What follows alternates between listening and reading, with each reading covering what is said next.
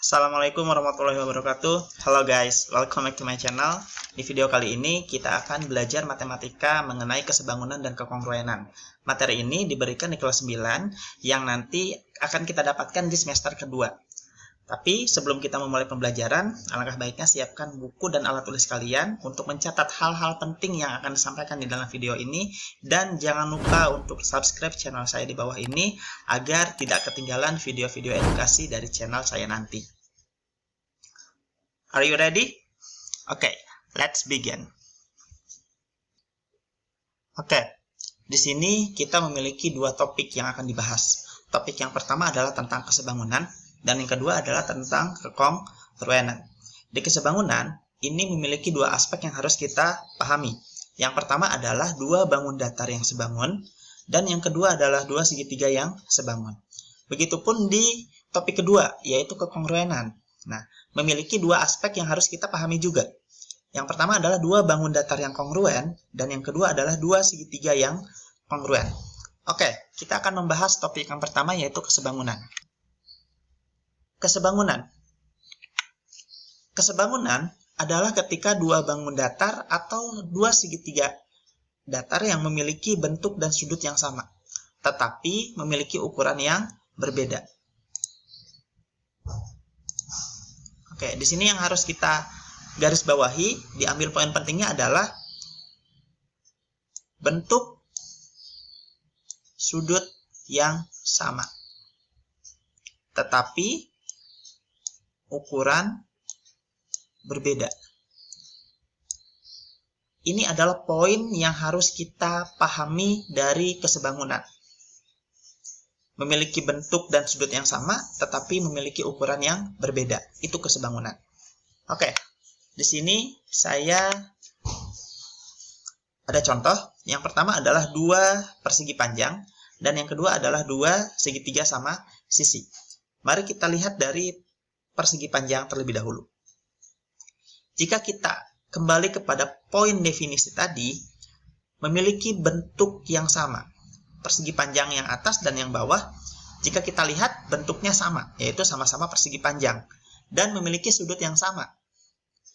Persegi ini sudutnya adalah 90 derajat, atau sudut siku-siku. Yang atas 90 derajat dan yang bawah adalah 90 derajat, tiap sisinya. Ya, tiap sudut ininya 90 derajat.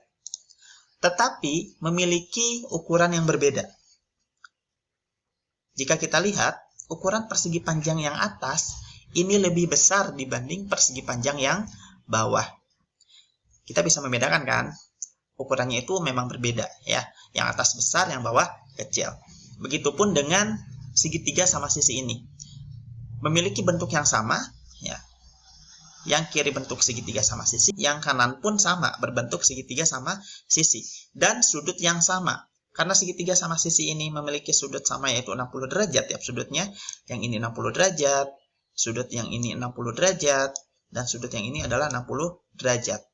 Begitupun segitiga yang kecil. Ya.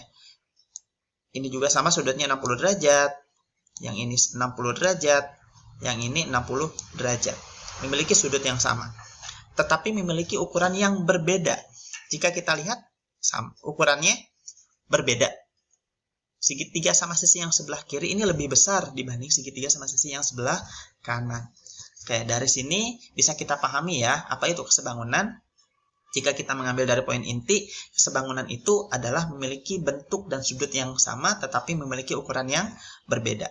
Itu yang harus kita ingat dan pahami.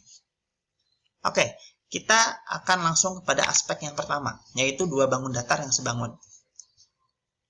Dua bangun datar bisa dikatakan sebangun jika memenuhi dua syarat. Yang pertama adalah tentang perbandingan panjang sisi yang bersesuaian bernilai sama, dan yang kedua adalah sudut yang bersesuaian besarnya sama. Kita lihat dari yang pertama terlebih dahulu. Perbandingan panjang sisi yang bersesuaian bernilai sama, itu kita bisa menggunakan persamaan ini. AB per A aksen B aksen sama dengan BC per B aksen C aksen sama dengan CD per C aksen D aksen dan sama dengan AD per A aksen D aksen. Ini artinya adalah panjang sisi AB dibagi dengan panjang sisi A aksen B aksen bangun yang kedua. Itu harus sama dengan panjang sisi BC dibagi dengan panjang sisi B aksen C aksen di bangun yang kedua. Begitupun seterusnya sampai dengan panjang sisi AD dibagi dengan panjang sisi A aksen D aksen di bangun yang kedua. Itu harus bernilai sama semuanya. Jika AB per aksen B aksen ini bernilai 1/2, maka BC per B aksen C aksen pun harus bernilai 1/2. Begitupun seterusnya sampai dengan AD per aksen D aksen. Itu boleh dikatakan bernilai sama. Berarti syarat yang pertama itu terpenuhi. Lalu syarat yang kedua adalah sudut yang bersesuaian besarnya sama. Jika sudut A sama dengan sudut A aksen, itu artinya adalah jika sudut A-nya adalah 60 derajat di bangun 1, berarti di bangun yang kedua sudut A aksennya pun harus 60 derajat. Nah, begitupun dengan sudut B, ya. Jika sudut B-nya adalah 90 derajat, maka sudut B aksennya pun harus 90 derajat. Begitupun seterusnya sampai dengan sudut D sama dengan sudut D aksen. Maka jika ini terpenuhi, maka syarat yang kedua adalah terpenuhi sehingga bangun tersebut bisa dikatakan sebangun. Oke, biar tidak pusing, akan langsung ke contoh. Di sini ada 2 buah bangun. Namanya adalah bangun belah ketupat. Ya. Bangun ABCD, ya, ini panjang sisinya sama, ya. Panjang AB sama dengan BC sama dengan CD sama dengan AD. Itu adalah panjang sisinya adalah 2. Bangun yang kedua adalah sama belah ketupat juga. Nah, KLMN, panjang sisi KL adalah 6, LM, MN, dan KN pun sama dengan 6 panjangnya. Ya. Kita akan meninjau apakah bangun ini dapat dikatakan sebangun atau tidak. Mari kita tinjau. Yang pertama, kita akan menggunakan syarat yang pertama terlebih dahulu. Perbandingan panjang sisi yang bersesuaian bernilai sama. Oke, kita lihat panjang sisi AB. Panjang sisi AB yang ini. Ya, panjang sisi AB dan panjang sisi KL. Ya, berarti panjang sisi AB di bangun yang pertama dibagi dengan panjang sisi KL di bangun yang kedua. Maka panjang sisi AB adalah 2, dibagi panjang sisi KL adalah 6, 2/6. Jika kita sederhanakan, maka nilainya adalah 1/3. Karena panjang tiap sisinya bernilai sama, yang kecil panjang sisinya adalah bernilai 2, dan yang besar panjang sisinya bernilai 6, maka ini akan sangat mudah, tinggal kita hitung 2/6 semuanya, maka akan bernilai 1/3. Nah, jika kita lihat AB per KL sama dengan BC per LM sama dengan CD per MN sama dengan AD per KN itu bernilai 1/3 semuanya. Maka syarat yang pertama terpenuhi. Kemudian kita akan melihat syarat yang kedua, sudut yang bersesuaian besarnya sama. Kita anggap sudut ini adalah semuanya 60 derajat. Sudutnya adalah 90 derajat. Ya, sudut ini 90, sudut ini 90, sudut ini 90, dan sudut ini 90. Begitupun yang ini, sudut K-nya 90, sudut L-nya 90, sudut M-nya 90, sudut N-nya 90. Maka bisa kita lihat jika sudut A sama dengan sudut K, sudut A sama dengan sudut K, yang A 90, maka yang K pun 90. Sudut B 90, sudut L 90, sudut C 90, sudut M 90, sampai dengan sudut D 90, dan sudut N 90. Maka syarat yang kedua itu terpenuhi. Sudut yang bersesuaian besarnya sama. Maka ini boleh dikatakan dua bangun ini merupakan sebangun karena telah memenuhi 2 syarat. Oke, sekarang kita masuk kepada aspek yang kedua, yaitu 2 segitiga yang sebangun. 2 segitiga bisa dikatakan sebangun jika memenuhi 2 syarat ini. Ini syaratnya sama ya dengan syarat yang tadi bangun datar. Syarat yang pertama adalah perbandingan panjang sisi yang bersesuaian bernilai sama. Itu bisa menggunakan persamaan ini AB per aksen B aksen sama dengan BC per B aksen C aksen sama dengan AC per aksen C aksen. Penjelasannya pun sama seperti bangun datar yang tadi. Kemudian yang kedua adalah syarat yang kedua, sudut yang bersesuaian besarnya sama. Yaitu sudut A itu harus sama dengan sudut A aksen, sudut B harus sama dengan sudut B aksen, dan sudut C harus sama dengan sudut C aksen. Oke, di sini saya memiliki dua buah segitiga sembarang, segitiga ABC dan segitiga A aksen, B aksen, dan C aksen. Kita akan tinjau apakah dua segitiga ini bisa dikatakan sebangun atau tidak. Oke, mari kita tinjau dengan menggunakan persamaan ini. AB per A aksen, B aksen, dan seterusnya. Oke, mari kita tinjau dari sisi AB per A aksen, B aksen. Panjang sisi AB itu panjangnya adalah 7 dan panjang sisi A aksen B aksen itu panjangnya adalah 14. Maka AB per aksen B aksen sama dengan 7 per 14. Jika kita sederhanakan, nilainya adalah 1/2. Sekarang kita akan melihat panjang sisi BC per B aksen C aksen. Panjang sisi BC ini adalah panjangnya 5. Dan panjang sisi B aksen C aksen ini memiliki panjangnya adalah 10. Maka panjang sisi BC per B aksen C aksen sama dengan 5/10. Jika kita sederhanakan maka nilainya adalah 1/2. Kemudian kita tinjau panjang sisi yang terakhir, yaitu panjang sisi AC per A aksen C aksen. Kita lihat panjang sisi AC adalah 6. Dan panjang sisi A aksen C aksen adalah 12. Jika kita masukkan, AC per A aksen C aksen sama dengan 6/12. Nah, jika kita sederhanakan maka akan bernilai 1/2. Jadi, jika kita masukkan ke sini, ya, panjang sisinya sama perbandingannya. AB per aksen B aksen bernilai 1/2, BC per B aksen C aksen bernilai 1/2, AC per A aksen C aksen bernilai 1/2. Maka syarat yang pertama itu terpenuhi karena perbandingan panjang sisinya bernilai sama. Mari kita lihat dari segi sudutnya. Jika kita melihat pada persamaan ini, maka sudut yang bersesuaian itu harus sama. Sudut A, sudut ini, itu harus sama dengan sudut ini. Ya, sudut A itu harus sama dengan sudut A aksen. Sudut B, sudut yang ini, itu harus sama dengan sudut B aksen.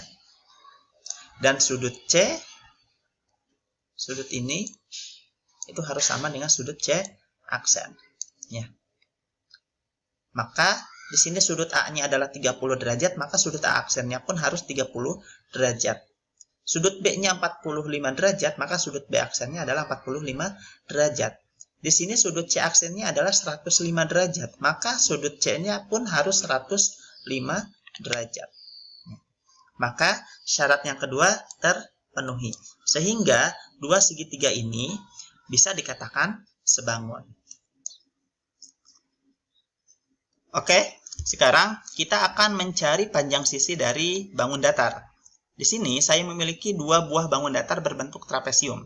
Yang pertama, trapesium ABCD, yang kedua trapesium PQRS. Jika bangun ABCD dan PQRS ini dinyatakan sebangun, jadi dua ini adalah sebangun, nah maka tentukan panjang sisi AB ini, kemudian panjang sisi QR ini, dan panjang sisi RS yang ini. Ya. Dan mencari nilai dari sudut S. Berarti mencari nilai dari Y ini. Berapa? Pertama, kita perhatikan. Ya, perhatikan ABCD dan PQRS ini. Yang ABCD posisinya seperti ini, PQRS posisinya seperti ini. Ya, dua bangun ini posisinya berbeda. Langkah pertama yang harus kita lakukan adalah jika posisi bangunnya berbeda seperti ini, kita ubah posisinya agar sama kedua bangunnya posisinya.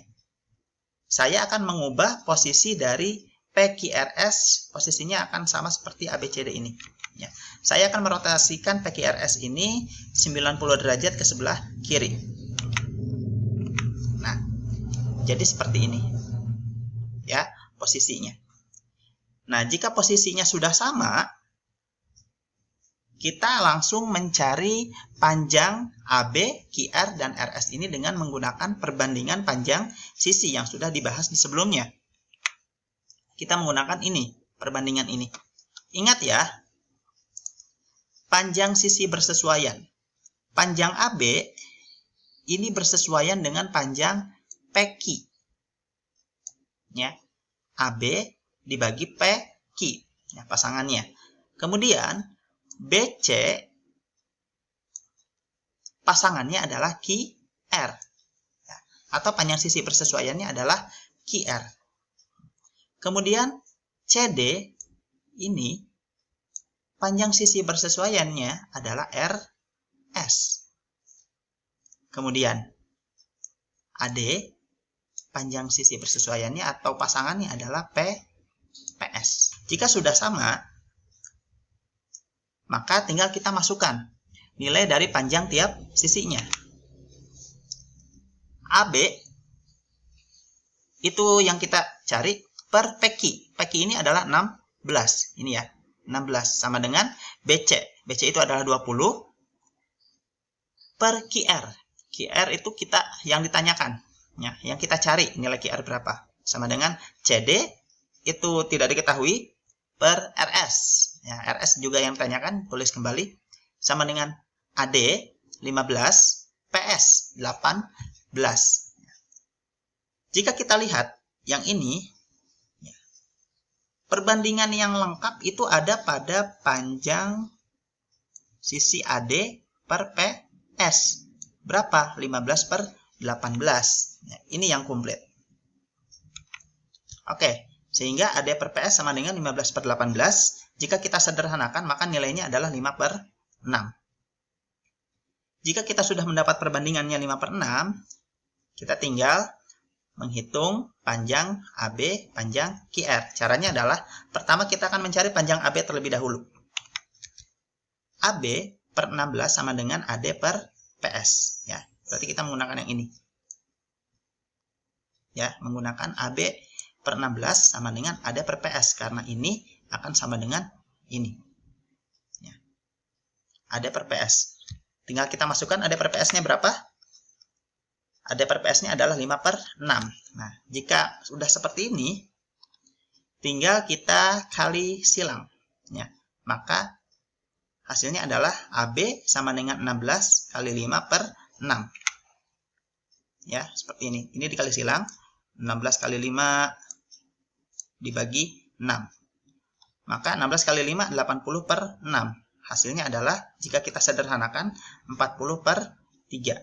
Maka panjang AB adalah 40 per 3. Ya. Selanjutnya, kita akan mencari panjang QR. Panjang yang ini. Berarti kita menggunakan perbandingan yang BC per QR. Ya.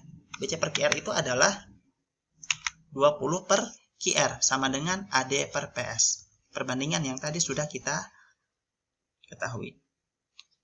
Nah, jika sudah seperti ini, tinggal masukkan AD per PS-nya 5 per 6. Nah, tinggal hitung-hitungannya, kali silang. Nah, maka QR adalah 20 kali 6 dibagi 5. Hasilnya adalah 24. Tinggal ini coret. Ini 1. Dan ini coret. Ini adalah 4. Ya. 4 kali 6 sama dengan 24. Maka kita sudah tahu nih, panjang dari QR adalah 24. Selanjutnya, kita akan mencari panjang RS, ya, atau SR. Oke. Kita hilangkan dulu Y-nya untuk mempermudah. Nah, kita akan mencari panjang RS. Untuk mencari panjang RS, ini kita menggunakan rumus Pythagoras. Bagaimana caranya?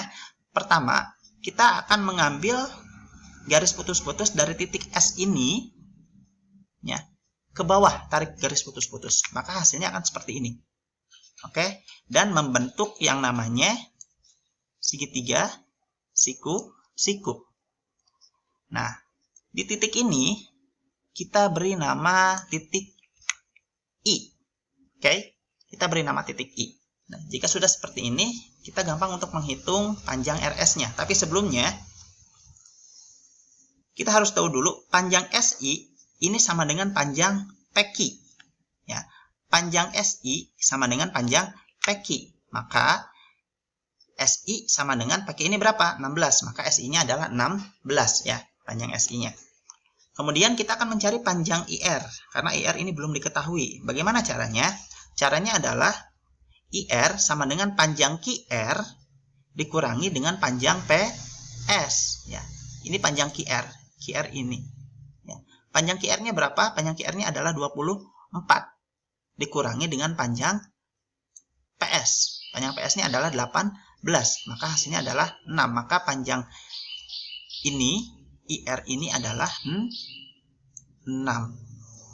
Oke. Jika sudah ditemukan panjang SI, panjang IR, kita tinggal menggunakan rumus Pitagoras. Ya. Maka SR sama dengan akar SI kuadrat ditambah IR kuadrat. Tinggal kita masukkan, SR sama dengan 16 kuadrat ditambah 6 kuadrat sama dengan akar dari 256 ditambah 36. Sama dengan, ini dijumlahkan, 256 tambah 36 adalah akar 292. Nah, jika kita hitung dengan menggunakan kalkulator, akar dari 292 adalah 17,08. Ya, maka panjang SR ini, ya panjang SR yang ini adalah 17,08. Lalu bagaimana cara mencari panjang CD?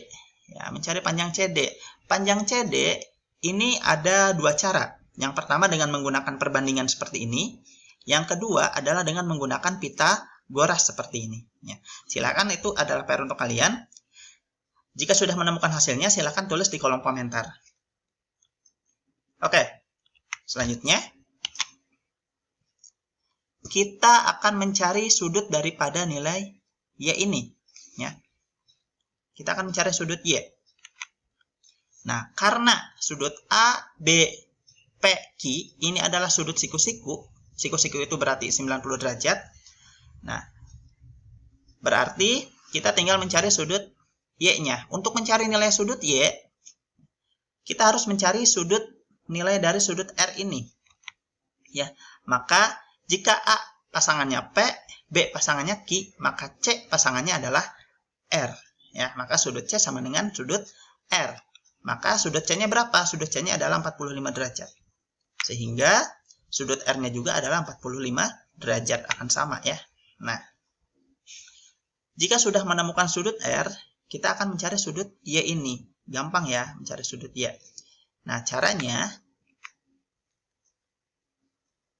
kita akan menarik garis seperti ini. Ya. Dari sini kita tarik garis lurus, garis samping. Maka sudut ini kan 45 derajat. Nah, jika kita ambil garis lengkung seperti ini, nah ini 45, berarti ini sisanya. Nah, ini kita sebut dengan nilai alfa. Nah, nilai alfa ini sama dengan nilai dari Y.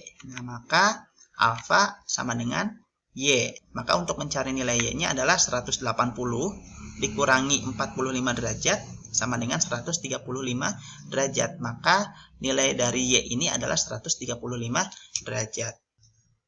Untuk mencari panjang sisi pada segitiga, stepnya sama dengan mencari panjang sisi pada bangun datar. Tinggal menggunakan persamaan perbandingan panjang sisi pada segitiga.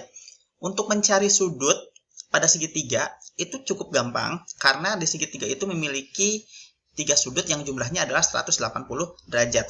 Jika dicari salah satu sudut, tinggal dikurangi 180 derajat dikurangi dengan 2 sudut yang diketahui. Maka itu adalah hasilnya. Oke, jadi segitu aja guys untuk video kali ini. Semoga kalian semua paham dan mengerti dari materi yang tadi saya sampaikan. Tinggal menambah frekuensi berlatihnya saja. Untuk materi kekongruenan itu akan disampaikan di video berikutnya. Jangan lupa like, comment, and share video ini agar kita semua bisa sama-sama belajar bareng, apalagi di tengah pandemi seperti ini, terutama materi tentang kesebangunan dan kongruenan.